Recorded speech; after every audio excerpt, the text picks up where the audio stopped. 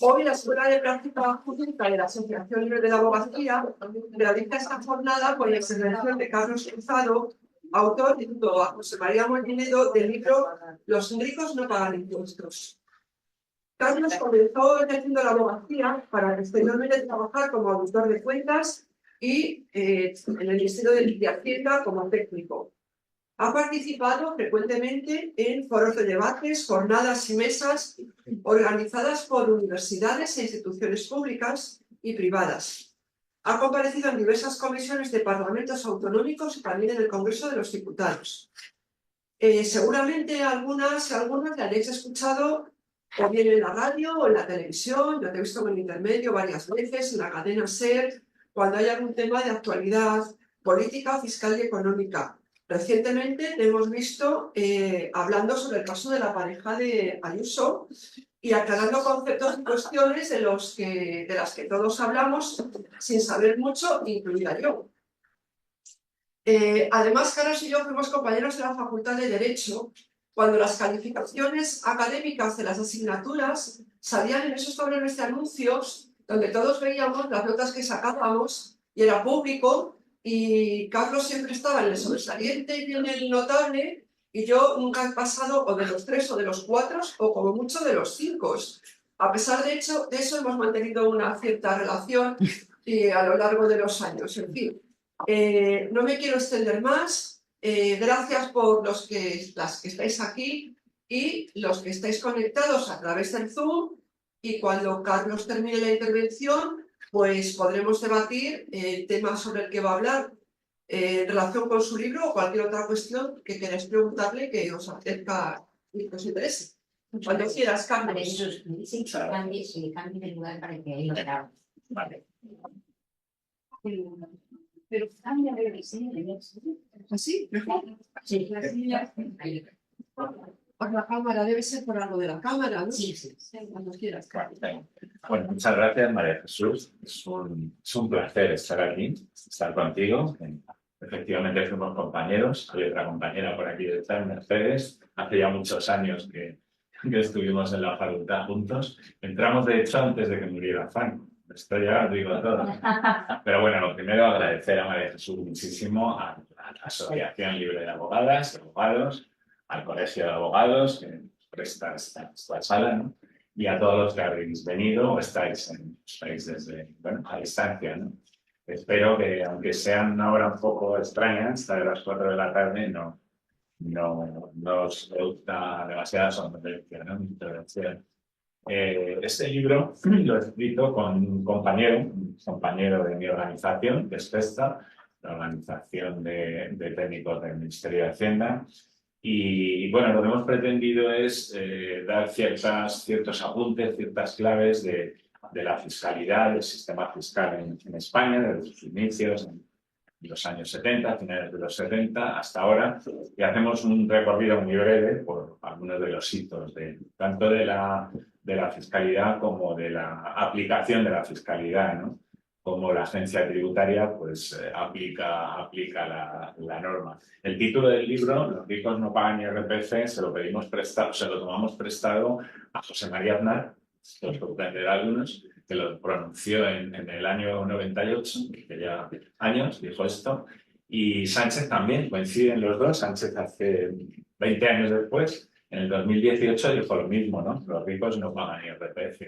Lo dijeron en ámbitos distintos, pero bueno, el diagnóstico es el mismo, ¿no? Aznar lo dijo cuando se enfrentó a una bajada o planteó una bajada del IRPF considerable, y la oposición, el Grupo Socialista, le tildaba de ayudar a los ricos, ¿no? Decía que los ricos no pagan IRPF, con lo cual, aunque les bajara los tramos más altos, no les afectaba. Sánchez lo dijo al contrario, cuando esa subida de algunos tramos por arriba, dijo que los ricos tenían que pagar, ¿no?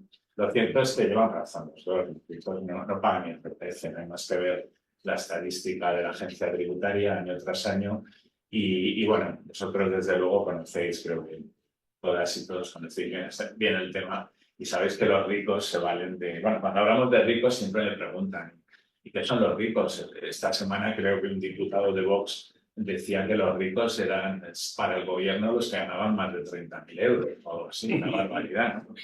obviamente los ricos no son los que ganan 30.000, ni siquiera los que ganan 100.000, o al menos no nos estamos refiriendo a esto, nos referimos a las grandes fortunas, ¿no? El impuesto de patrimonio, pues en la estadística que publica la agencia tributaria, los dos últimos tramos de patrimonio neto son 6 millones de euros y 30 millones de euros, ¿no? Yo creo que en estos sí que hay cierto consenso, estaremos todos de acuerdo en que son ricos, y los de más de 30 millones de euros podemos decir que súper ricos, ¿no? Y estos obviamente se valen de todo tipo de herramientas que les permite el sistema tributario para no tributar en renta, ¿no? SICAVs, no todos sabéis, pero muchos otros instrumentos, ¿no? Sociedades. Por tanto, no tributan en renta, tributan en alguna medida por rendimientos de capital que sabéis que tienen un tratamiento pues, bastante más beneficioso que el de los rendimientos de trabajo y actividades económicas, ¿no? Pero tampoco tributan demasiado en rendimientos de capital. Entonces, lo que suelen hacer es, bueno, ir difiriendo el pago de impuestos, como hacen con las SICAV, y con otras sociedades, ¿no? Y luego, si hablamos de las mayores fortunas, lo que están es detrás de grandes empresas, y las grandes empresas, bueno, pues todos también ya conocéis, o todas conocéis que tampoco pagan en sus justos términos, ¿no? De hecho, la estadística, si vemos año a año, la estadística de la agencia tributaria lo que nos dice es que las grandes empresas, los grupos, los que tributan como grupo, están tributando a tipos efectivos inferiores a la mitad de lo que tributan las pymes, ¿no? Las empresas no grupo. Y bueno, esto es algo que nosotros, cuando digo nosotros, hablo de mi organización, ¿no? Que hace ya algunos años que nos dedicamos a, bueno, a hablar en medios sobre claves fiscales, ¿no? Cuestiones que para vosotros seguramente no tienen muchos secretos, y para vosotras, pero para la mayoría de los ciudadanos, pues la fiscalidad es algo que asusta mucho, ¿no? Y que suele ocurrir con la economía en general, ¿no? Que es algo como muy complicado de entender, tiene todo un lenguaje, y esto hace que mucha gente diga, yo no, yo esto se lo dejo a los economistas o a los expertos, y este es el error, claro, porque los ciudadanos deben de conocer la situación económica, las claves económicas, desde luego las fiscales, ¿no? Y no es tan difícil, muchas veces lo que falta es voluntad, ¿no? Voluntad de querer que la gente se entere de lo que está ocurriendo, ¿no? Y en ese sentido es en el que, bueno, nosotros hace tiempo que venimos planteando cuestiones, y esa cuestión de la tributación efectiva de las grandes empresas, pues cada año nosotros, cuando salían los datos, la estadística de la agencia tributaria, pues hablábamos de ello, lo poníamos en la mesa, en los medios, y hablábamos de esa diferencia, ¿no? Entre lo que pagan las muy grandes empresas y lo que pagan las pequeñas y las medianas empresas. En parte, como consecuencia, si hablamos de las grandes, muy grandes empresas, sus operaciones transnacionales y lo poco que pagan fuera de España, ¿no? Por otras claves que luego hablaremos de ellas también, ¿no?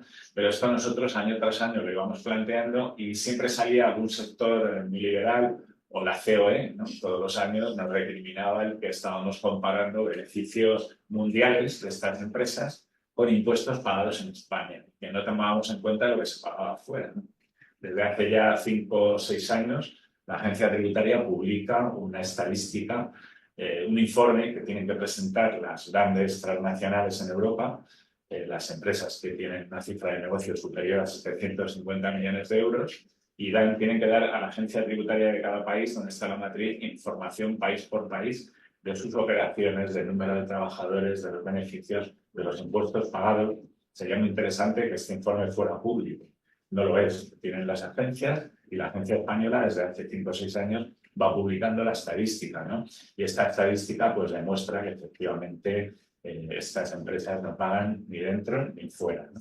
Se ha publicado hace unas semanas la última estadística del año 21, y lo que nos dice la estadística es que de las 123 matrices de grupos españoles, en España, 123 matrices con sus filiales correspondientes, 26 pagan tipos efectivos inferiores al 5%.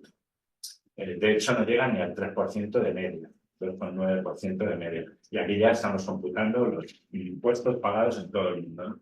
Y luego otras 16 empresas no llegan al 10%, están entre el 5 y el 10% de tipo efectivo, y el tipo medio es un 8 y pico. Estamos hablando de casi el 40% de estas grandes empresas que están tributando a estos tipos, ¿no?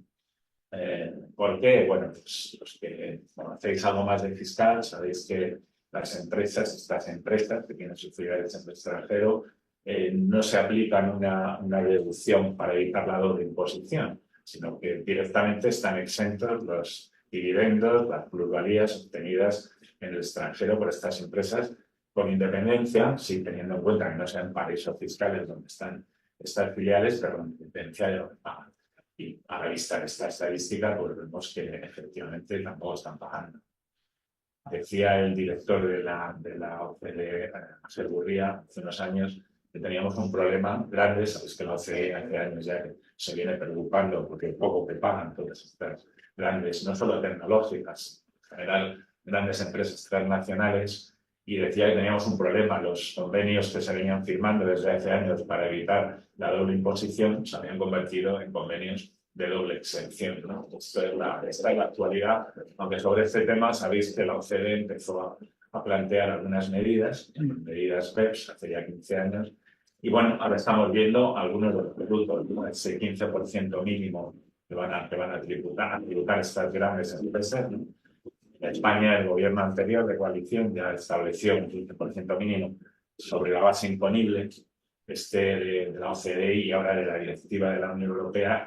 Es sobre el beneficio contable, pero en realidad tiene los ajustes también que hacen que esté quizá más cerca de la base imponible que del beneficio contable, pero digamos que es algo más ambicioso.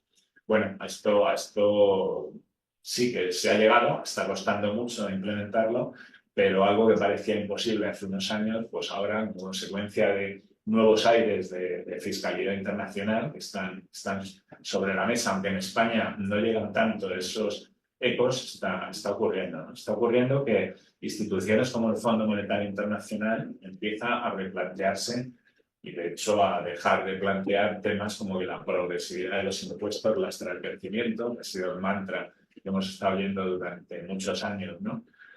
En España, nuestro sistema fiscal empieza a finales de los 70 y nos incorporamos a los sistemas de Occidente, ¿no? De estados de bienestar, con sistemas fiscales preparados para atender al estado de bienestar. Nos incorporamos ya tarde, porque en principios de los 80 ya empieza Thatcher en el Reino Unido y Reagan en Estados Unidos a plantear estas teorías neoliberales de la imposición, a plantear que la progresividad, los impuestos directos lastran el crecimiento, que lo mejor es que no hubiera impuestos, como diría Milei hace unos días, ¿no? Y que en todo caso que era mejor la imposición indirecta, ¿no? Que afectaba menos a la distribución en los mercados y tal, y eso es lo que empezó a ocurrir. Empezó a caer la imposición directa, se empezó a trasladar la recaudación hacia el IVA y los impuestos al consumo, se empezaron a trasladar rendimientos, el gravamen de rendimiento de capital a los rendimientos del trabajo, y esto es lo que hemos visto durante bastantes años, ¿no? Esto empezaron los partidos conservadores, pero luego se contagió a los socialdemócratas, ocurrió en Europa, y en España os acordaréis que Zapatero, siendo presidente del gobierno, dijo aquella frase de que bajar impuestos era la izquierda, ¿no? Había una competencia entre partidos, no igual que fuera en España el Partido Socialista o el Partido Popular, en bajar impuestos, ¿no? Y en demonizar el pago de los impuestos, ¿no? Bueno, me he ido un poco porque yo lo que estaba queriendo comentar primero es que estas grandes fortunas, a través de sus grandes empresas, tampoco pagan de acuerdo con la capacidad económica que tienen, ¿no? Y si ya vemos los impuestos sobre la riqueza, que sería ya el tercer capítulo en el que tendrían que afrontar su pago de impuestos estas fortunas, pues como consecuencia de esa competencia a la baja, competencia fiscal entre comunidades autónomas en España, tanto el impuesto del patrimonio como el de sucesiones, todos sabéis lo que ha ocurrido con él, ¿no? El impuesto del patrimonio, primero en Madrid y luego en otras comunidades, fue desapareciendo. Es verdad que ahora lo han recuperado transitoriamente, en tanto está temporalmente, de momento, el impuesto de solidaridad que aprobó el Estado, precisamente para intentar cierta armonización, de manera que los ricos que no pagaban en Madrid pagaran al Estado. Y bueno, como sabéis que es deducible el impuesto del patrimonio de este impuesto, pues Madrid lo ha recuperado, Andalucía también, para evitar que ese dinero vaya al Estado y que al menos se quede en la comunidad, ¿no? Pero bueno, en Madrid durante muchos años, desde que se restableció el impuesto del patrimonio, sabéis que no se ha pagado. Y en Madrid, según la estadística de la agencia tributaria, están de esos súper ricos que llamábamos, que declaraban más de 30 millones de patrimonio, están casi el 75%. Los españoles que declaran esa cifra de patrimonio de impuesto de toda España están en Madrid casi el 75%, con lo cual estos no han estado tributando el patrimonio. Con sucesiones, ¿qué ha pasado? Pues lo mismo, pero esa competencia ya empezó hace tiempo y ha ido extendiéndose por más comunidades autónomas, de manera que sabéis que el impuesto de sucesiones en muchas comunidades está bonificado entre parientes cercanos, en línea recta y demás, al 99%, ¿no? Con lo cual, la conclusión es que los ricos no pagan IRPF, no pagan sociedades y tampoco pagan impuestos de la riqueza. Por tanto, la chus que ha tenido María Jesús cuando me ha presentado, que ha dicho que el título del libro era "Los ricos no pagan impuestos", pues era cierto, ¿no? Estaba mostrando algo que es la realidad, ¿no? Entonces, bueno, esto lo que nos está diciendo es que nuestro sistema fiscal es injusto, ¿no? Nuestro sistema fiscal, como decía antes, a partir enseguida de los años 80 empezó a cambiar. El impuesto de la renta nació con tipos que llegaban al 70% prácticamente, algo que hoy se diría que es confiscatorio total, ¿no? Y el impuesto empezó así, con esos tipos. En la década de los 80 empezó a bajar un poco, pero todavía estaban por el 60% y demás. Y además tenía 30 tramos. Antes comentábamos que hace años, a los inicios del impuesto de la renta, lo teníamos que hacer con la calculadora, el boli, y era complicado, ¿no? Y bueno, había 30 tramos para calcularlo. Hoy en día no hacemos más que darle a la tecla y nos calcula perfectamente el impuesto, hubiera 30 o hubiera 300 tramos. Cuantos más tramos hay en el impuesto, en la escala, pues obviamente más progresivo es, ¿no? Más se ajusta a las condiciones, a las circunstancias de cada uno. ¿Qué pasó? Empezaron a descender los tipos marginales máximos, pero también ocurrió que en un momento dado el impuesto que era sintético y que era cuando nació un impuesto que grababa en esa escala general todas las rentas, con independencia de su origen, tanto los rendimientos del trabajo, actividades económicas o rentas del capital, pérdidas y ganancias patrimoniales, pues se decide que en esa tendencia, ¿no?, de ir descargando la imposición sobre el capital, se decide que va a salir de esa escala y, como sabéis, empezó a tributar un tipo único. Ahora tiene varios tipos, pero son indudablemente mucho más bajos que los de la escala general, ¿no? Por lo tanto, tienen un tratamiento mucho más beneficioso. De hecho, cuando se decide sacar los rendimientos de capital de la escala general, se le cambia el nombre y se empezaron a denominar rendimientos del ahorro porque, bueno, se vendía mejor, ¿no?, aquello del ahorro. Pero ahí están las ganancias patrimoniales, las ganancias especulativas. Por cierto, sobre las ganancias especulativas, en el año 2015, el Partido Popular, cuando reformó el impuesto, de pronto apareció que sacó las ganancias especulativas de la escala de los rendimientos de capital y la llevó a la escala general, las ganancias que se habían producido en menos de un año, ¿no? Entendiendo como especulativas estas. En cuestión de meses no llegó al año que se modificó esto y volvió otra vez como está en este momento. Por tanto, bueno, pues en esos años, al principio del impuesto, pues era desde luego un impuesto mucho más progresivo. Fue perdiendo progresividad y ya si hablamos de la cesión del 50% a las comunidades autónomas y la cesión de la posibilidad de pues, tocar deducciones, mínimos y demás, pues también sabemos lo que ha ocurrido en Madrid y en algunas comunidades autónomas, ¿no? Esto ha ocurrido con el impuesto de la renta. Con el impuesto de sucesiones, lo que comentaba antes, ¿no? Ha ocurrido que ha ido rebajándose, pero esto se acompañó de una campaña contra el impuesto de sucesiones tremenda en determinados medios de comunicación. Durante unos años habéis estado viendo cómo nos sacaban pobres personas que tenían que renunciar a las herencias, decían, porque no podían pagar el impuesto. Esto es absolutamente falso, claro. Lo que ocurría es que durante unos años empezaron a aumentar las denuncias después de la crisis como consecuencia de herencias en las que había bienes inmuebles, había pisos que valían en el mercado menos de los gravámenes que tenían, de las hipotecas que tenían, ¿no? Esto era algo que además cualquier notario te lo comentaba, escribían incluso, pero el mantra que nos estuvieron metiendo desde determinados medios de comunicación y de determinados sectores es que el impuesto de sucesiones es injustísimo.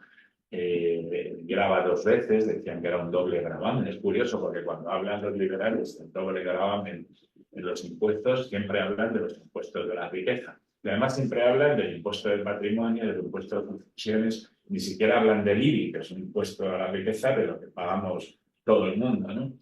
Pero claro, cuando hablan de ese doble gravamen, desde luego desde el punto de vista técnico no tiene ningún sentido. Estamos hablando de hechos imponibles distintos, de personas distintas. Cuando te dices que mi padre pagaba un impuesto, bueno, pues tu padre murió y tú ahora tienes que pagar por la transmisión. Si en vez de morir hubiera vendido el piso, pues hubiera pagado el accidente de transmisiones patrimoniales. Bueno, esto es evidente que técnicamente no tiene ningún sentido hablar de doble imposición.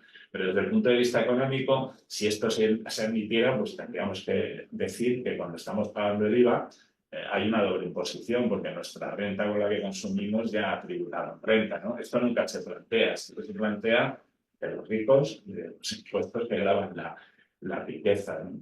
Por tanto, bueno, durante tiempo se han manipulado los términos, se ha hablado, pues, esto de la progresividad, que lastraba el crecimiento en los años 70, como comentaba antes, 80, ese impuesto de la renta que tenía tipos hasta el 70%, no impidió que durante esas décadas España tuviera crecimiento, ¿no? Que es lo que le preocupa al Fondo Monetario Internacional, o lo que le preocupaba, porque desde hace ya unos años el Fondo lo que nos dice, desde el 2017, empezó a cambiar el discurso, ¿no? En ese sentido, lo que nos están diciendo es que no es la progresividad el lastre de crecimiento, eso no se ha podido observar empíricamente en ningún sitio, y sin embargo hay un problema que para ellos ahora sí lastra el crecimiento, y es el problema económico en este momento mayor, ¿no? Es el incremento de las desigualdades. El incremento de las desigualdades empieza ya hace unos años el fondo a decirnos que es un problema no solo político, no solo social, como se venía manteniendo, sino que es un problema económico serio, grave. Y tuvimos un ejemplo hace año y medio, no llega a 2 años, que aquí pasó un poco desapercibido, pero que hay que destacar, ¿no? Y que hay que conocer. Y es lo que pasó en Reino Unido, con la primera ministra Liz Truss, efímera primera ministra, duró 1 mes y medio, porque llegó planteando una reforma tributaria importante a lo Thatcher y planteando rebajas impositivas a grandes fortunas, a grandes sociedades. Bueno, creo que eran unas 60.000-70.000 libras lo que suponía de pérdida de recaudación. Y se le echaron encima a los mercados. O sea, curiosamente, no solamente la Unión Europea, la Casa Blanca, el Banco Central Europeo, el Banco Central, o sea, la Reserva Federal de Estados Unidos, sino que las agencias de calificación empezaron a pasar factura. Y de hecho cayó porque empezó a subir, a aumentar los intereses de la británica, una barbaridad, y tuvo que emitir, ¿no? Ella planteaba aquella reforma en los términos de la Thatcher y que se mantuvieron durante años, de que era muy buena esa lluvia fina, o sea, el hecho de rebajar impuestos a grandes fortunas, a grandes empresas, hacía que creciera la inversión y que al final hubiera más empleo y que aquello pues acababa calando también a todos los ciudadanos, ¿no? Cosa que desde luego se ha demostrado que no es así, que lo que ha ocurrido es que en todos estos años han aumentado considerablemente las diferencias con la globalización. Hemos visto cómo hay millonarios que cada vez son más millonarios. Bueno, hay gente que todos tenemos en la cabeza, dueños de estas grandes empresas tecnológicas, que tienen más dinero que el PIB en muchos países, ¿no? Y esto es algo que empieza a preocupar. Es algo que empieza a preocupar a nivel internacional y en sectores que hasta ahora no se preocupaban, ¿no? En España es verdad que esto se oye menos. También es verdad que desde esto del Liz Truss tampoco oímos tanto la famosa frase de que el dinerito donde mejor está es en el bolsillo de los ciudadanos, ¿no?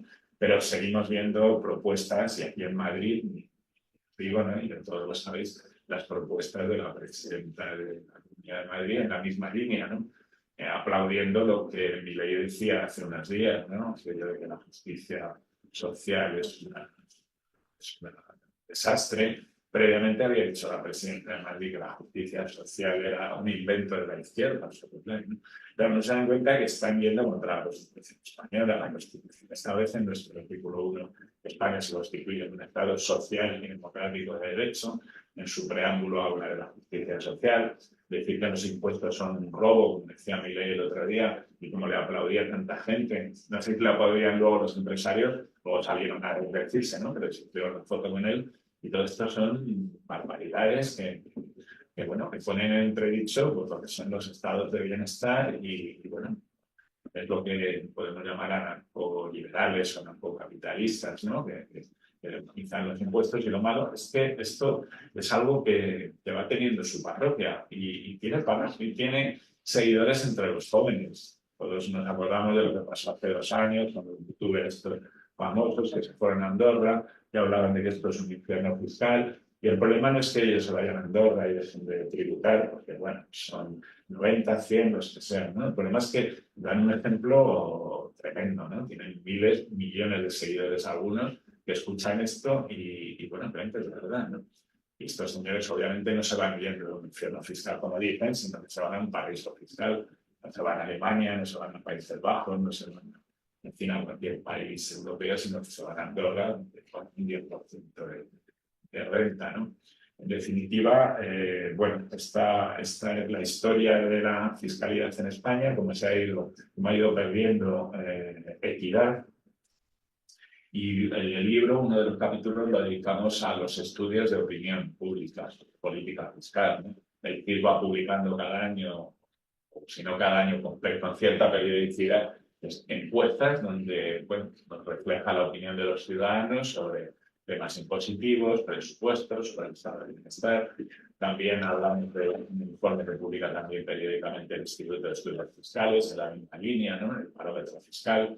Y es curioso porque si analizamos estos informes que durante años se van publicando, vemos que hay una opinión muy generalizada, vamos, casi el 80%, más del 70% de los ciudadanos opinan que el sistema fiscal no es justo, que no paga más quien más tiene. Y lo más curioso es que si vamos al apéndice o al anexo, uno de los anexos del informe, en el que analiza las respuestas de los ciudadanos en función de la opinión o el partido, el recuerdo de voto, ¿no? al que votaron las personas que responden, vemos que se da en todos los partidos. O sea, hay cambios de mayorías respecto a otros, pero en todos los partidos, desde Vox hasta, que os queráis imaginar, en todos hay una mayoría de ciudadanos que piensan que el sistema no es justo, que no paga más quien más tiene, que debería de basarse en imposición directa, en renta, en patrimonio, en la fiscalidad, y no en imposición indirecta, en IVA, consumos especiales y tal, y que hay bastante o mucho fraude. En esto coincide también un porcentaje reducido de ciudadanos y que la agencia tributaria o la administración tributaria no hace el esfuerzo suficiente para combatirlo. Bueno, pues esta es una opinión muy transversal. También la de que se dedica muy poco esfuerzo o muy pocos recursos a sanidad, a educación, a pensiones, en fin, a prestaciones sociales. O sea, se va preguntando por cada uno de los capítulos y es mayoritaria y en todos los sectores, en todos los votantes esto.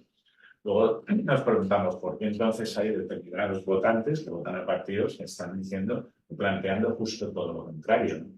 Supongo que hay otros factores como la bandera o Cataluña o lo que sea que hacen que la gente vote no pensando en la cuestión fiscal, pero en este tema debería de haber un cierto consenso, ¿no?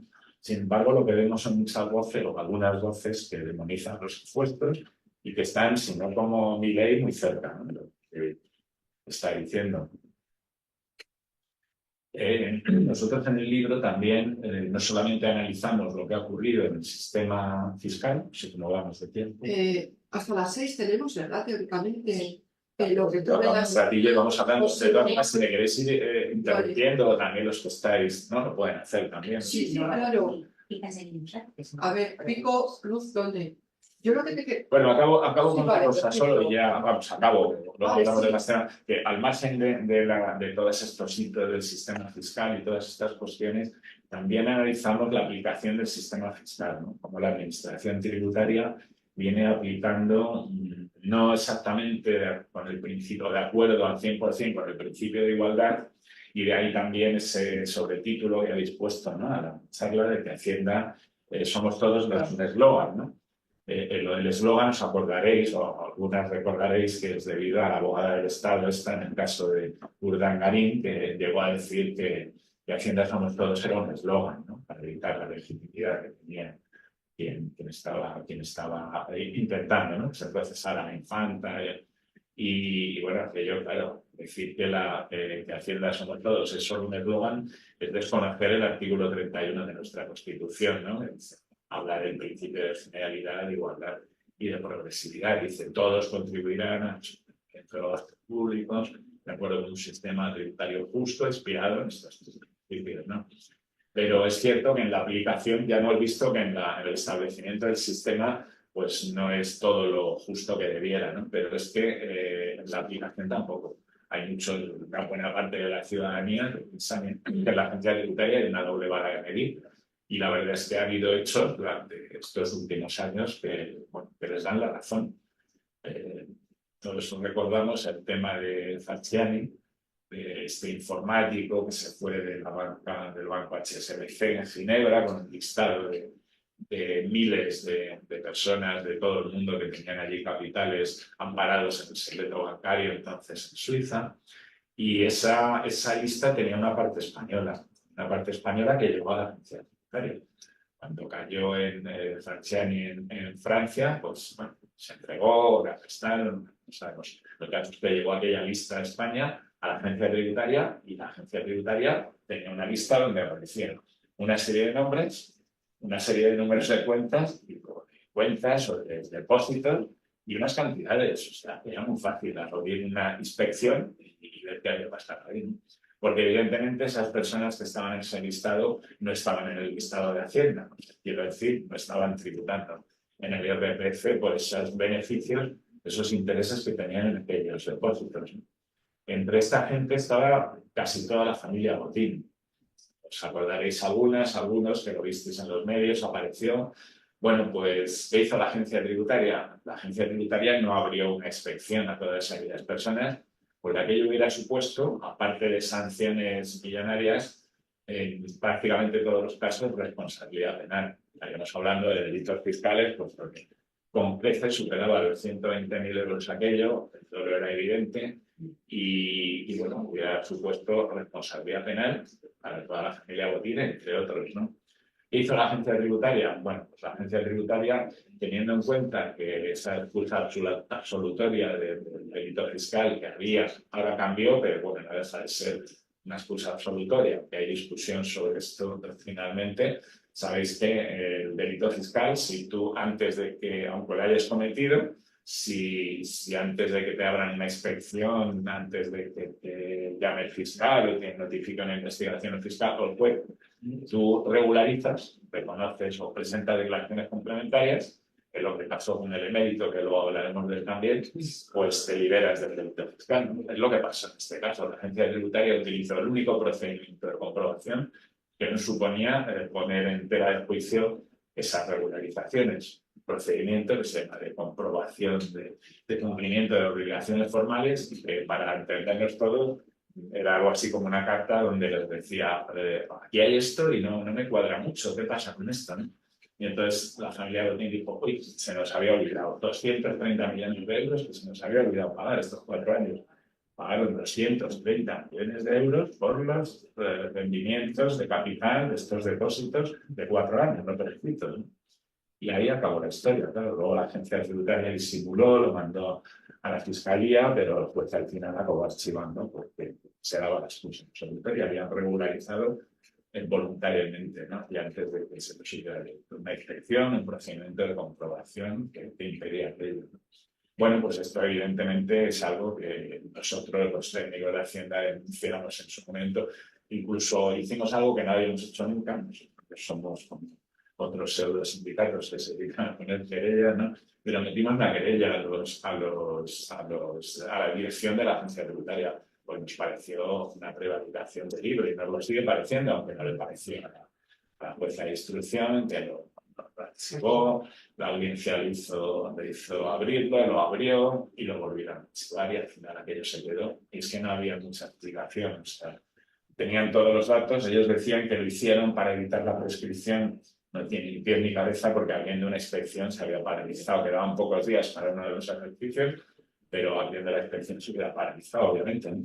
Luego se justificaban en que, claro, que la teoría del árbol del fruto envenenado, que esto, bueno, al final el Supremo y el Constitucional validaron aquellos procedimientos, porque hubo algunas personas que no regularizaron.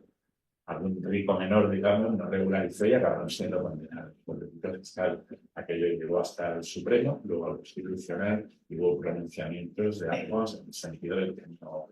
Bueno, se puede discutir la argumentación que emplearon y es que, bueno, esto llegó, esta lista llegó como consecuencia del acuerdo con Francia. Francia tenía el listado. El caso es que se admitió que esas teorías que lanzaba la agencia tributaria. Bueno, esto lo decían de soslayo, digamos, ¿no? Lo decían en algunas reuniones, las que públicamente no lo pueden decir. Mejor que regularicen porque esto no lo íbamos a ganar en los tribunales, decían, ¿no? Pues se ganó en los tribunales. Bueno, pues esto ha ocurrido muchas otras veces, ¿no? Ha ocurrido, cada vez hemos tenido escándalos como los papeles de Panamá, los papeles del Paraíso. Siempre que ha habido una investigación periodística que ha sacado, muchas cuestiones o listados de personas que estaban defraudando, la agencia tributaria siempre ha tardado mucho en reaccionar y siempre han regularizado a estas personas con antelación y hemos visto que no ha ocurrido nada. Bueno, pues esto es lo que ocurre con la administración tributaria, lo que ha ocurrido muchas veces, lo que ocurrió con el rey emérito. El rey emérito, recordáis también todas cuando aparecieron aquellas conversaciones del su restaurante, ¿no? En las que daba nombres de supuestos testaferros, ella misma caía en esa trampa, ¿no? De reconocer que era testaferro, luego decía que no, que le había regalado todo aquello, pero hablaba de un primo, ¿os acordáis? Que estaba en Suiza, de terrenos, de árabes, de Marruecos, y la agencia tributaria tampoco vio indicios. Y Suiza sí, Suiza abrió a la fiscalía inmediatamente diligencias en relación con todo el tema que es del AVE a la Meca, y a ver si se podía probar aquello y tal. Pero en España no, la agencia tributaria no le interesó. Pero es que pasaron varios años donde iban apareciendo cada vez más temas en la prensa, ¿no? La investigación periodística que tenía sobre la mesa lo que estaba ocurriendo, y mientras la Fiscalía del Supremo también parecía que estaba mirando hacia otro lado, porque tampoco llegó a notificar o no notificó bien, dijo al final, ¿no? Que estaban investigando todo esto, pues la agencia tributaria no abrió. Nosotros, desde mi organización, en ese momento pedimos que se abriera una inspección, se abrió. En el año 2020, ¿os acordáis cuando llegó el confinamiento? Ese primer fin de semana, el actual rey, sacó un comunicado en el que retiraba a su padre de la asignación real, de todas las actividades de representación, reconocía las titularidades de dos fundaciones en las que, bueno, era titular hasta el rey, ¿no? Que dijo que renunciaría, quiero decir, nosotros igual llamamos otra vez a la agencia y decimos, oiga, parece que su hijo lo está admitiendo y ustedes no, pues tampoco habrían inspección, y al final ocurrió lo que nos imaginábamos, que se dio en la prensa, en los medios, todas estas pruebas que había, pues se puede regularizar también por los años posteriores a la aplicación, porque sabéis que la Fiscalía y el Supremo pues aplicaron esa teoría, esa interpretación amplia de la inviolabilidad, ¿no? De la Constitución. Hay sectores que obviamente consideran que solamente se debería aplicar en los actos en los que actúa como rey, pero bueno, le aplicaron aquello y bueno, por lo posterior al año 2014, cuando aplicó, pues regularizó, ¿no? Estaba acordando de una frase de un profesor nuestro, un profesor que tuvimos en la facultad, Mercedes y María Jesús y yo, que era Óscar Alzaga. Óscar Alzaga, le recordaréis también algunas de vosotros, porque fue político, creo que era demócrata cristiano, ¿no? Luego fue de UCD, acabó en el PP, pero bueno, era un hombre, en principio era un hombre de derechas, conservador, pero antifranquista en ese momento, tal, ¿no? Luego acabó hasta en el PP. Bueno, pues este hombre era profesor de Constitucional, y yo encontré, pues justo cuando se estuvo redactando la Constitución, él andaba por allí, y encontré unos comentarios que publicó, los primeros comentarios que se publicaron después de la publicación de la Constitución, unos comentarios muy amplios a la Constitución, y cuando habla de la inviolabilidad, en aquel momento que se puso, yo empecé a buscar y me di cuenta de lo que dijo. Y Óscar Alzaga decía, eran conscientes de lo que ocurría con esa inviolabilidad que se podía entender como tan amplia como lo que fuera y que podía cometer cualquier delito, pero si cometiera algún delito, estaba pensando en delitos que no tenían nada que ver con su función, ¿no? Dice, esto acabaría con la monarquía. Esto lo dice textualmente en un comentario, que además se lo comenté a Ernesto Kaiser, con el que tengo muy buena relación, y en un libro que sacó sobre el rey, pues hablaba de este tema, ¿no? sea, es curioso, esto lo dijo en el año, no sé si 80 o así, 79, muy poquito después de la Constitución, y bueno, ya vimos lo que ha ocurrido. Entonces, bueno, todo esto pues hace pensar y parece que hay bastantes datos que efectivamente esa parte de la ciudadanía que piensa que hay una doble vara de medir es que la hay, ¿no? Y ya con esto acabo, y si queréis empezamos ya acabo con un tema que no sé si sacarlo aquí porque todos sabéis mucho más que yo de esto, ¿vale? Y es el Código Penal, ¿no? El tratamiento, hay un capítulo que dedicamos al Código Penal y le denominamos como el trato benevolente que da el Código Penal a los grandes defraudadores, ¿no? El Código Penal ya no solamente con esa exclusión del delito fiscal por la regularización, sino que también da la posibilidad de que una vez imputado o tomada declaración como investigado a una persona, ahora se habla mucho de esto, de investigado, imputado, investigada, no investigada, ¿no? Bueno, pues da 2 meses el Código Penal, que luego en realidad, aunque pasen los 2 meses, vemos que también se puede hacer y se aplica la misma atenuante muy cualificada de reparación del daño, ¿no?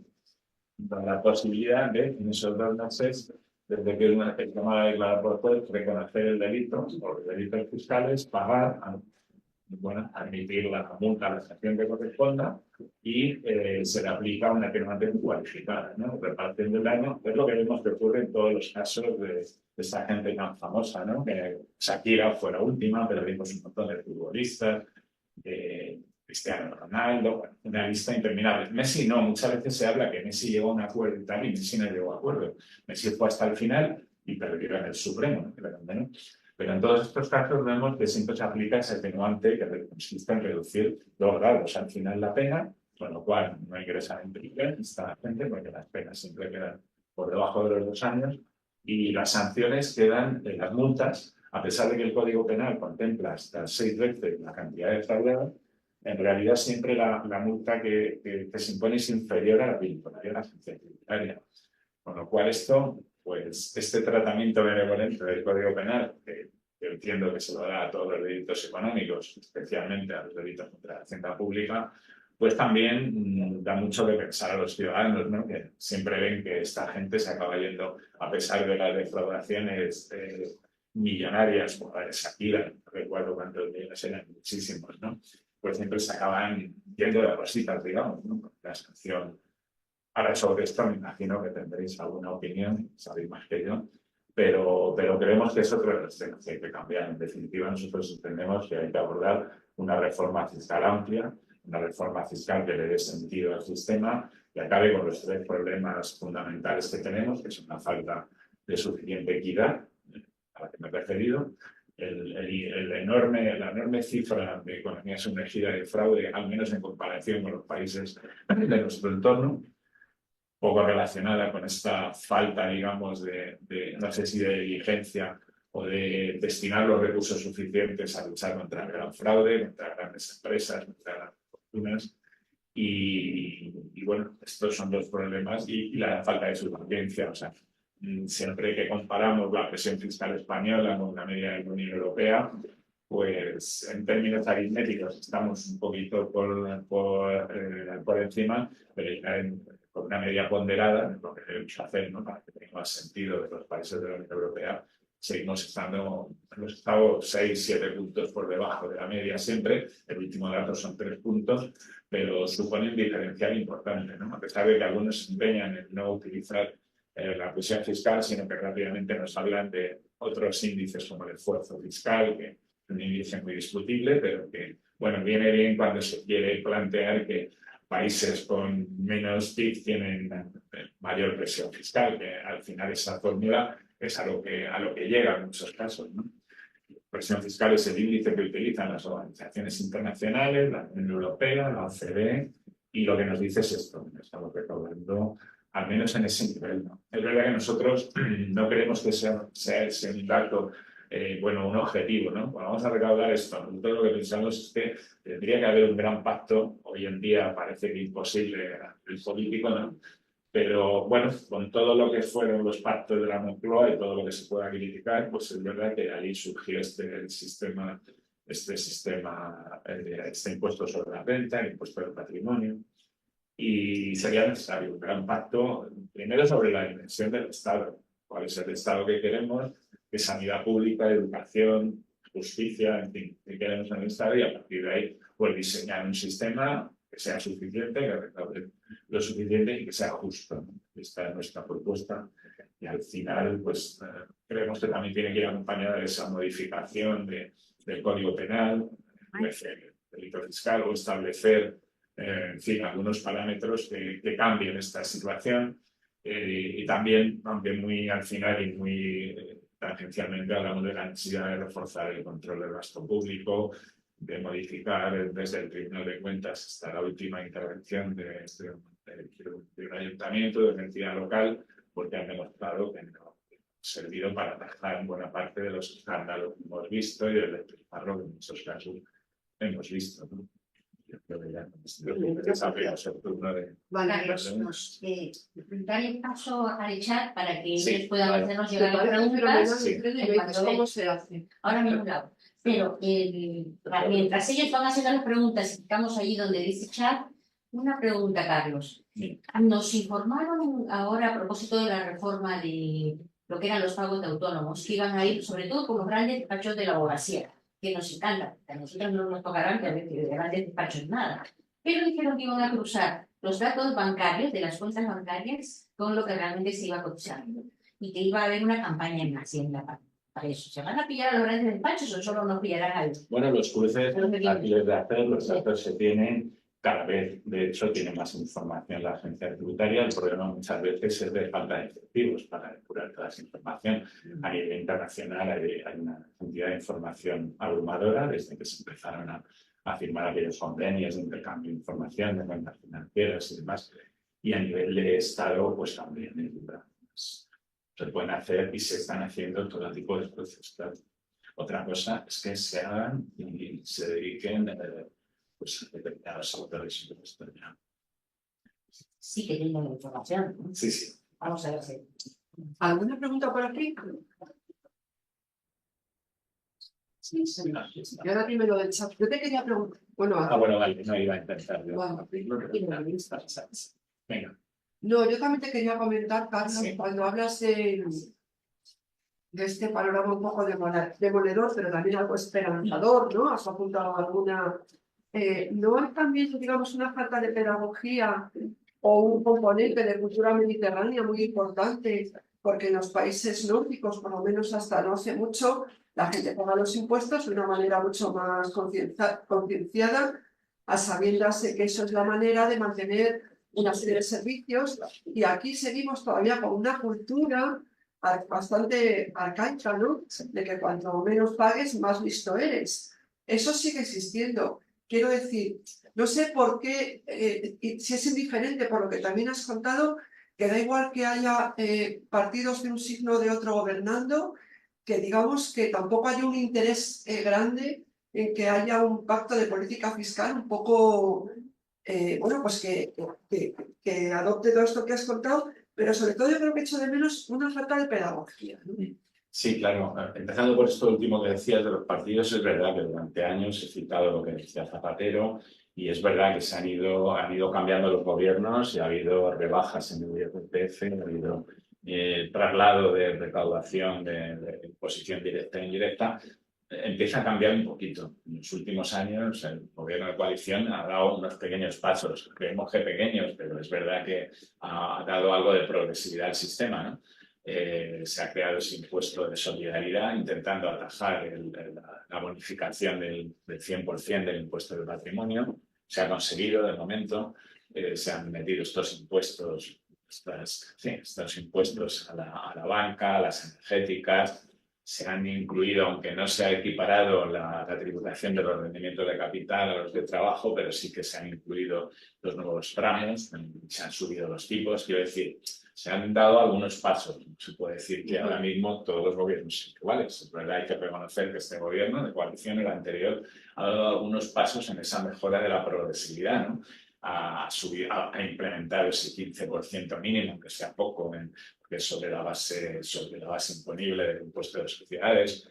Hace un par de semanas o así, bueno, ya no te contesto de la pedagogía fiscal, 2 semanas o 4 semanas se publicaba, porque claro, todos conocemos la cantidad de lobbies, de think tanks que hay en distintos ámbitos. Hace poquito se publicaban unos datos de que los españoles, clase trabajadora, pagaba 8.000 euros como consecuencia de las subidas de impuestos de este gobierno de coalición. Pero claro, si analizabas ese informe, que era del Instituto Juan de Mariana, el que invita, el que va a dar un premio a Milei, ya os hacéis una idea, ¿no?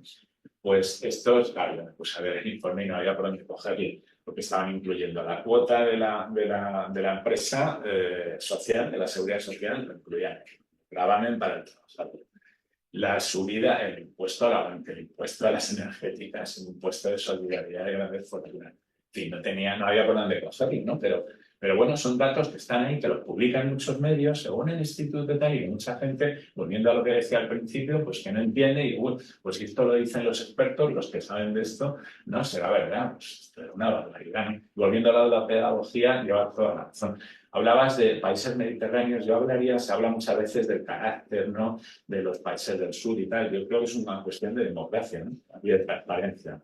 Países con mayor tradición democrática y con mayor transparencia desde hace décadas, pues tienen muchas menor nivel de economía sumergida, de fraude fiscal, a pesar de que también se corresponde con un mayor nivel de presión fiscal.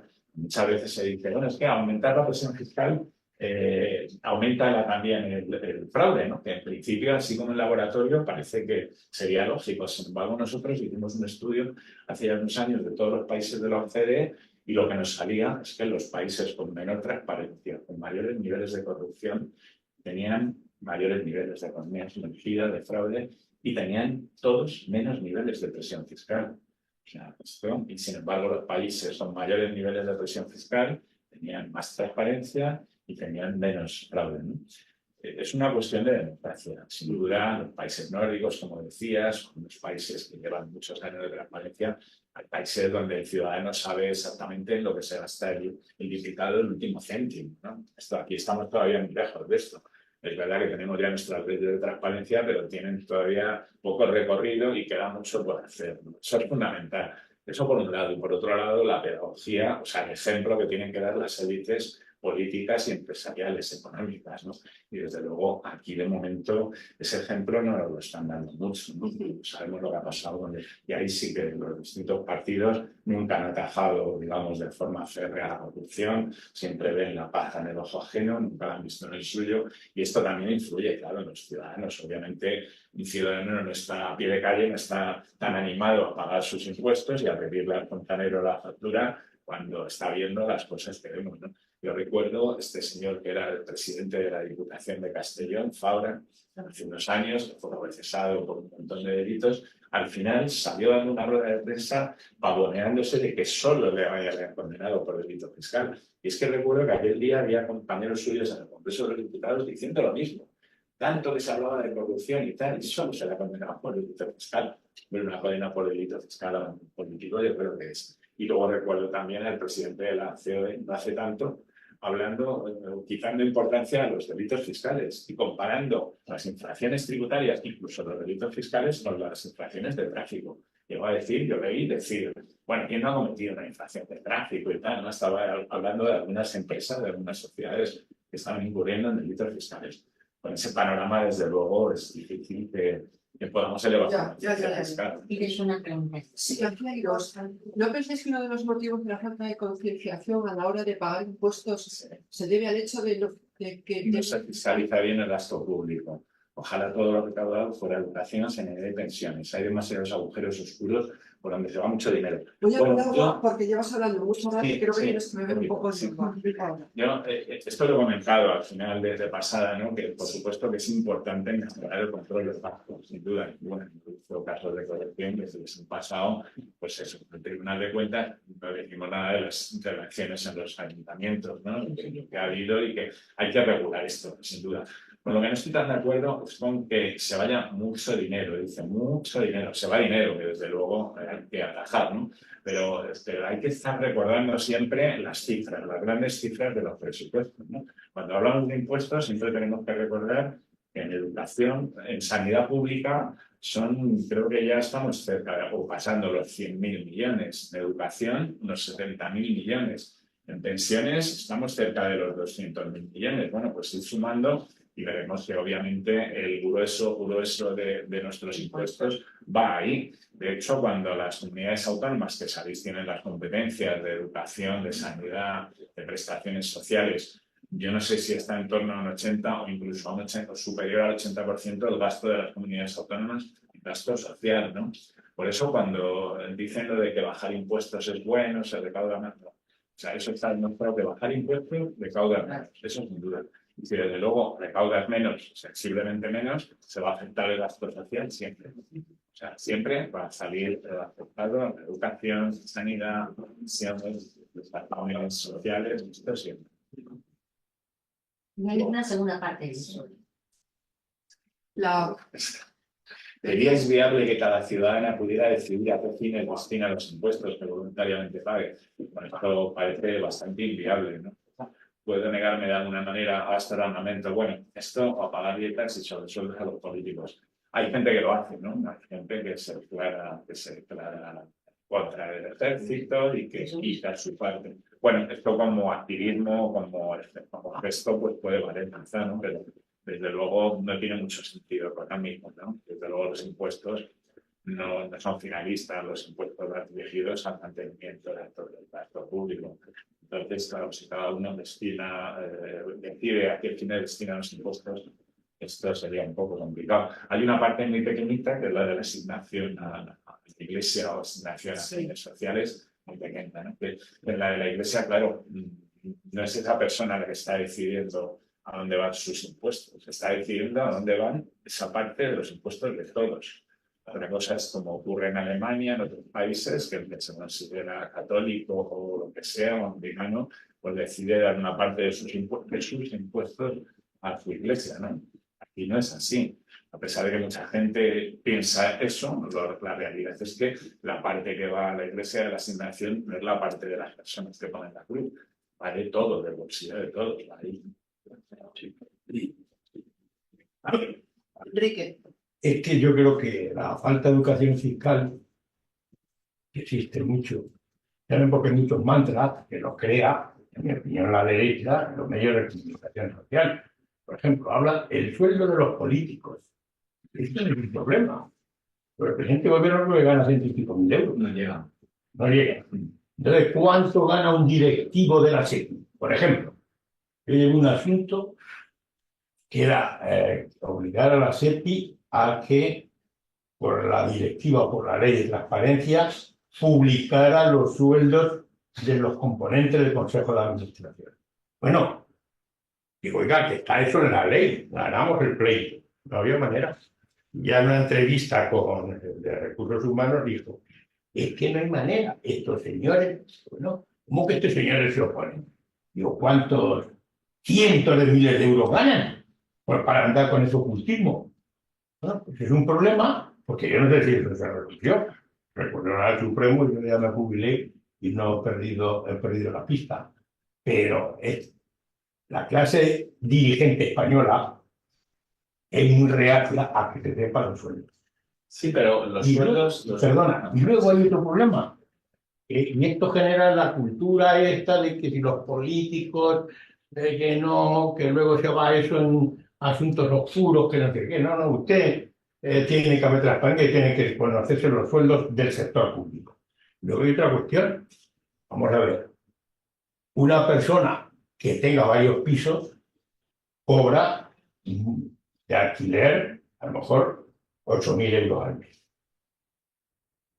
¿Cómo es posible que esos 8.000 euros al mes no tributen en el IRPF y vayan como renta de capital, que es bastante inferior y que todavía, al haberse desglosado, creo yo, aquello de que en el origen parece ser que se consideraba todo renta, que lo que se ganaba en una actividad capital, lo que se ganaba trabajando por cuenta ajena, todo era renta y tenía un tratamiento fiscal unitario, y sin embargo ahora el señor que tiene a lo mejor 8 pisos, que gana 15.000 euros al mes, tiene un porcentaje de retención y luego de declaración inferior al que lo tiene por el concepto puro de IRPF.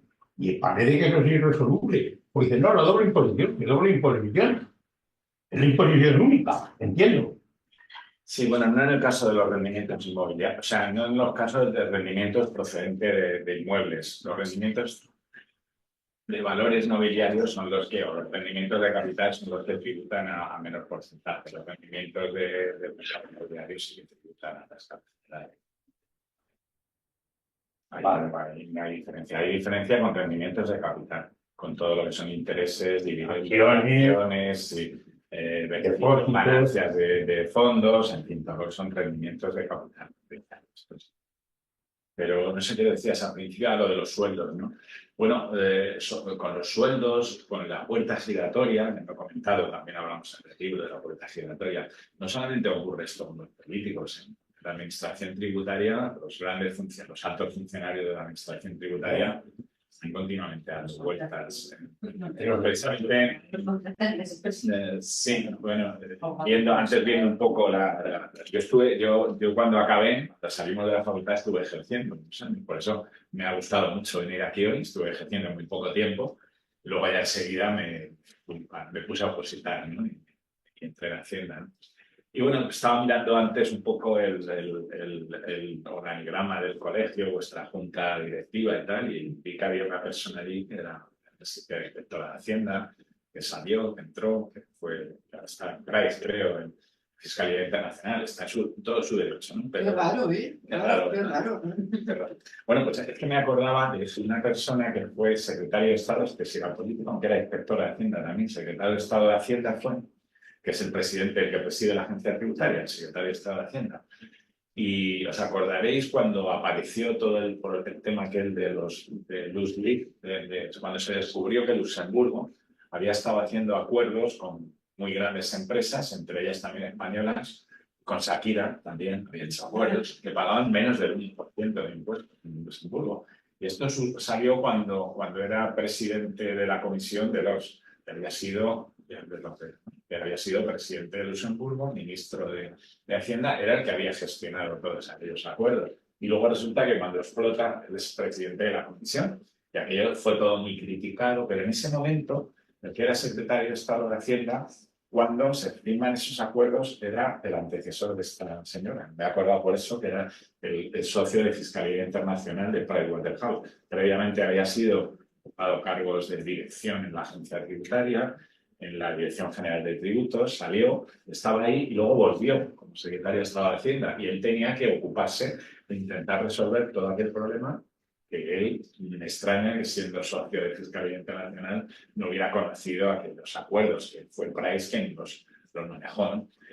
Continuamente estamos viendo, hace poco el jefe del servicio jurídico de la agencia tributaria, abogado del Estado, salió y ahora está pues defendiendo, como ocurre con los abogados del Estado, que defienden los intereses de España y luego están defendiendo intereses de grandes empresas contra los intereses españoles, ¿no? Bueno, todo esto es algo que hay que regular, no solamente la de los políticos, sino también de altos funcionarios. Hay que regular régimen de incompatibilidades. Nosotros denunciamos hace unos años también de organización que estaban realizando, esto es muy habitual, cursos que que organizan las grandes consultoras, ¿no? Los grandes despachos de abogados, de asesores fiscales, y en los que participan como ponentes desde el director general de tributos, el director de la Oficina Nacional de Investigación del Fraude, de la Oficina Nacional de Fiscalidad Internacional, todos los subdirectores de la Dirección General de Tributos, todos.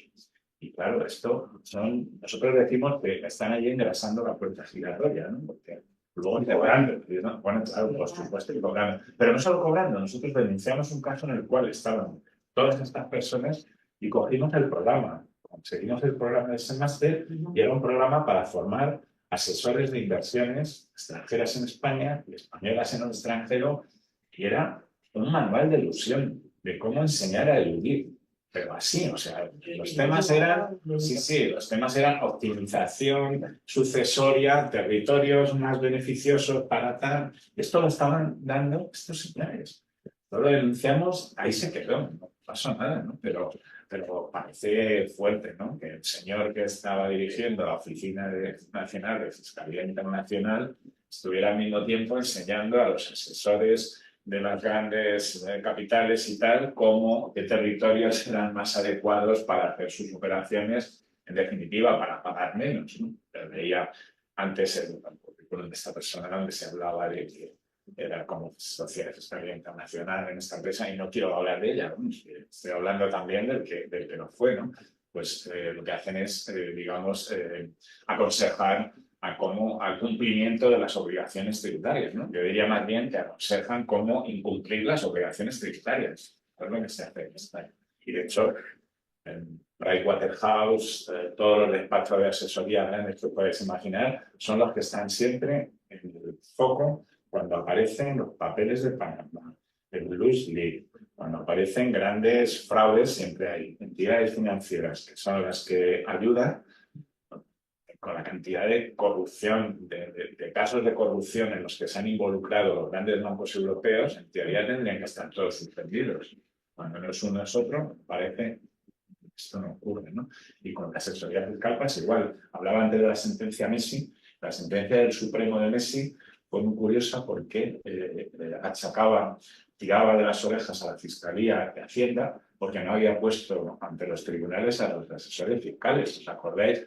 Que la Fiscalía incluso en el Supremo pedía la absolución de Messi porque venía a decir que Messi no tenía muchas luces, ¿no? Y que no era incapaz de hacer nada de esto. Pero claro, esos montajes de grandes estructuras societarias con ramificaciones en paraísos fiscales o donde quieran, estas no las hace ni Messi, ni ningún de los que están en muchas luces, ni un empresario. Esto lo hacen especialistas, gente, en muchos casos son especialistas que han salido de la propia administración tributaria, ¿no? Y entonces ponía en entredicho esto, pero después de esa sentencia hemos visto otros casos como el de Shakira, todos en los que llegan a acuerdos y quedan fuera los asesores fiscales, nadie se mete con ellos. Son cooperadores necesarios, obviamente. En la mayoría de los casos, los que hay delitos fiscales, sin su intervención sería imposible que estas personas pudieran llevar adelante sus delitos, ¿no? Queda mucho por hacer. Es que lo mismo ocurre con los jueces. Los jueces dan clases retribuidas en los grandes despachos de auditoría. Y antes, yo fui testigo, que se daba un curso, vamos, me llamaron a los graduados sociales y a mí me daban, que recordar, 20 euros. Daban un sobre y ahí no les daba nada. Y entonces yo le pregunté a uno, oye, a mí me dais 20 euros, pero al magistrado del Supremo, ¿cuánto le dais? Y me dijo 200 en el sobre. Y me dijo, digo, pero aquí no hay retención de nadie. No, aquí no hay retención. Digo, con esa alegría se lo meten Jueces, fiscales, vamos, Hacienda, Bueno, ahí interrumpo así por el medio. Hay una bolsa que siempre se ha comentado, que son los preparadores de posiciones. Sí, claro. O sea, esa A esto me es... estaba refiriendo.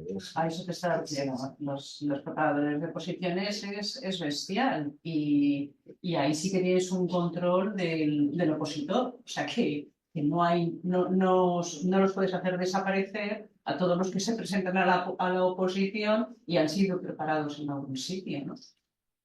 Ahí tienes un... Y además es que estás preparando a jueces, estás preparando inspectores de Hacienda. O sea, eso sí que es una pescadilla gorda. Y una pregunta, perdona un momento. Andrés, tenías tú... No, yo iba a decir justo lo que dijo él. El problema de que no se persigan a los que realmente crean esto, los grandes fraudes, es un problema importantísimo, porque estos van creando, dejando clientes ante la ley, que resuelvan el tema o negociando hasta donde pueden, después, y la justicia nos persigue, y son los auténticos creadores de estos montajes. Entonces, digamos, además con las fortunas, quiero decir, que no es que los hagan por amor al arte. Entonces, si no avanzamos por ese lado, en esta edad de punitivismo que tenemos para todos lados, no, para todos lados no. no, Por un lado siempre. no, siempre, Punitivismo no existe para. bueno, exactamente. Yo creo que es importante que eso se denuncie en todo momento y que se avance en ese sentido, ¿no? Que un gobierno progresista no deje pasar estos temas así como pasan. Realmente, justo mencionó a Messi, ¿no? Pero digo, no es Messi, son la mayoría de Sí, ellos. no, yo he mencionado a Messi Y porque... siempre aparecen los mismos Bueno, negociadores, todos, siempre aparecen los mismos despachos. Siempre aparece. Vale. Sí, siempre nos parecen los mismos. Hay otro futbolista que le absolvieron, que no le sacaron la cuenta. Xabi Alonso. Pero bueno, yo no sé si conocéis el tema, yo me preguntaba mucho por el tema de Xabi Alonso. Nosotros tenemos en medio lucha, bueno, nos llaman siempre en televisión, en radio, para que de todos estos temas.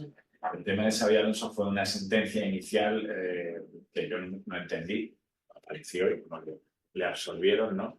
Pero parece ser, vosotros sois los que sabéis de esto, que fijó unos hechos que ya no se podían tocar, ¿no? Esto es lo que luego leí la sentencia del Supremo, leí tal, y entonces, claro, en la prensa te dicen, es que, claro, poco menos que es el bueno que estaba haciendo lo mismo que han hecho otros, que llegaron a acuerdos, que condenaron, pues que era utilizar sociedades, en este caso no en Madeira, utilizando unos años en los que en Madeira no pagaban impuestos de determinadas sociedades, lo estaba haciendo ya cuando estaba en España, en fin, pero no había por dónde cogerle mano, pero sin embargo aquella sentencia, pues yo lo que luego leí en la sentencia de que es que no se podía entrar a valorar, no, había una valoración, Eso dice, que eran unos hechos cuando determinados. cuando quieren justificar la decisión que previamente han adoptado, que no, los hechos No se no podía se pueden tocar. tocar. Pero ¿cuántas veces han manipulado los hechos en la sala de los senadores del Supremo? Claro. Es decir, bueno, la sala penal en otros tribunales. Ya. Yo tengo una experiencia reciente antes de jubilarme. Ha hecho probar de un jugador social de Madrid. Digo, con estos hechos probados no se puede revocar la sentencia. No se lo puede revocar. Llega a la sala y yo estaba mosqueado por el ponente que tocó. Porque al ponente, en fin, un bufete importante, el bufete de Lagardoy, a mí el mediador del conflicto Coca-Cola decía que el bufete de Lagardoy no contempló otra opción de revocar la sentencia. Se lo juró al director general. Digo, ¿qué pasa? El bufete de Lagardoy llama por teléfono a la sala de autoridad del Supremo y emite la consigna o qué. Bueno, luego lo confirmaron, no revocaron. Pero lo que yo sí creo que esto manipulan, porque ahí en ese recurso de suplicación de la otra parte se estimaba todos los motivos de revisión de hechos y cuando llega el último párrafo dice, recapitulando, se inventa y modifica el supuesto de hecho. Y eso lo he visto yo también en la sentencia de la Sala de lo Penal del Supremo de rodear el Congreso. El problema de Artur Mas, que era aliado de la Sala de lo Penal del Supremo, parece ser en aquellas fechas, cuando rodearon el Congreso por tal, entonces ahí al final le dan la vuelta al relato de hechos, o sea que cuando quieren, por lo menos yo conozco esos dos casos directos. Bueno, esto es verdad, pero yo también creo que hay un... A ver, no sé si tengo muy claro lo que quiero decir ni cómo lo voy a decir. Pero es verdad que siempre hay un margen de arbitrariedad en los tribunales, sea el Supremo, sea el TSJ o sea el juzgado que sea. Tienen siempre un margen que les permite utilizar determinadas vías que les permita llegar a donde quieren llegar. Eso está bastante claro. Pero yo creo que también las garantías procesales te permiten argumentar de una manera bastante sólida que esos caminos se pueden acortar o que se pueden cercenar o que se puede impedir que vayan por ahí. Creo que eso es posible. Nada fácil, no es nada fácil. Es muy difícil, pero creo que eso es posible. Ya sabemos cómo es el Tribunal Supremo. El otro día, hablando con un magistrado que ha estado en el Consejo General del Poder Judicial, nos decía que el 80% del Tribunal Supremo, de los magistrados del Tribunal Supremo, eran de ala conservadora. Eso ya lo sabemos. Eso ya lo sabemos. Pero yo que soy una defensora, ¿no?, del derecho procesal, que me gusta mucho, y de las garantías, el camino no es fácil, pero yo creo que existe. Por ser positiva y por no hacer un discurso demoledor del panorama que a veces nosotros que nos dedicamos un poco a la pelea contra el poder, ¿no? Sabes que aquí no hay muchas preguntas de grandes despachos, que estarías atiborrado de preguntas si fuera el caso, ¿no? Pero no lo es. Creo que el camino existe, no es fácil, pero existe. Bueno, hecho esta salvedad. Nosotros en el libro, perdón un segundo, como que estás diciendo, hacemos una cita a una frase de Lesmes, hace ya unos años, que dijo que la ley está hecha para el robagallinas. Se está refiriendo a la ley de enjuiciamiento criminal. Yo creo que se podría aplicar también al Código Penal, pero lo dijo así. Claro, sorprende que el presidente del Tribunal Supremo, el Consejo General del Poder Judicial, diga esto. Es lo mismo que la frase de Aznar y de Sánchez, ¿no? Los ricos no pagan y entonces, ¿qué estáis haciendo? Porque han pasado tantos años y siguen sin pagar, ¿no? Pues esto se modifican las leyes, ¿no? Pues la frase del mes a mí me llamó mucho la atención y por eso la he metido también, que dijo esto. Me parece muy grave, ¿no? El presidente del Supremo diga que la ley está hecha para las gallinas. Se refería a la ley de enjuiciamiento criminal. Pero, claro, no la hemos modificado, ¿no? La van a modificar ya y va a ser estupenda. Bueno, ya veremos. ¿Cuántos A años partir de llevamos nada. para- Bueno, Lucía, Sí, yo tengo una pregunta. Si continuamos así en esta vía, en esta situación, estamos viviendo por encima de nuestras posibilidades, es decir, estamos poniendo en riesgo nuestra educación, sanidad, pensiones, y si puede haber algún tipo de tributación a nivel global, ¿no? Mundial. sí. Lo digo más que nada por el tema de los paraísos, ¿no? Porque si un rico ve que te cobran aquí un determinado tipo de imposición, se va a otro y no tiene problemas. Sí, sobre esto, bueno, he comentado sobre las normas BEPS esta y el 15% mínimos. Hay dos pilares que se vienen planteando hace muchos años por la OCDE. Uno es este, que se lleva a efecto del 15%, y otro es intentar que las sociedades paguen donde están generando sus beneficios, ¿no? Y prorratear el pago de sus impuestos no relacionado con el domicilio social. Claro, el impuesto social es un impuesto que tiene más de un siglo, es un impuesto que nace a principios del siglo XX, con lo cual no tiene sentido hoy en día, ¿no? Se grababa la actividad en el domicilio social de las empresas. Hoy en día, fíjate, a través de Internet, con lo que se puede hacer, ¿no? Con lo cual hay mucho por hacer. Ese pilar 1 todavía no hay un acuerdo sobre él. El problema es que si hablamos de fiscalidad internacional, en la propia Unión Europea hay territorios que con los criterios con los que se elabora la lista de países no colaborativos, que es como llaman ahora los paraísos fiscales, que a nosotros nos gusta llamarlos refugios fiscales, no paraísos.